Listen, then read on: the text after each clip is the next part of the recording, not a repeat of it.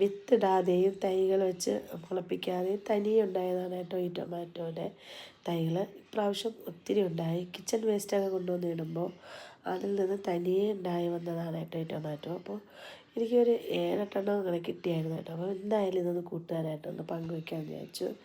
കണ്ടില്ലേ, ഇതൊക്കെ നല്ല മുഴുത്ത തക്കാളിയാവും. ഇത്രയല്ല, ഇതിനേക്കാൾ നന്നായിട്ട് വലുപ്പത്തിലുണ്ടാവും.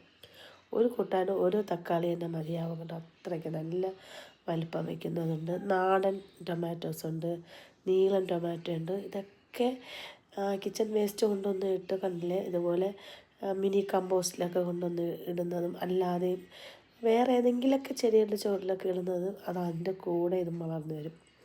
അപ്പം അതിന് പിഴുത് മാറ്റി നടുമ്പോൾ അതിലുണ്ടാവില്ല കേട്ടോ. അത് ഞാൻ ശ്രദ്ധിച്ചിട്ടുണ്ട്.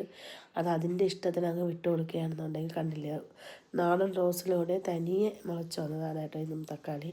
ഈ ടൊമാറ്റോ നിന്ന് തന്നെ എനിക്ക് ഒരുപാട് ടൊമാറ്റോസ് കിട്ടി. പക്ഷേ ഇത് പച്ചയ്ക്ക് തന്നെ അങ്ങനെ ഇതിൽ നിന്ന് പഴുത്തില്ല. അത് അങ്ങനെ തന്നെ പാകം ചെയ്യാതെ കഴിക്കാൻ നല്ല ടേസ്റ്റാണ്.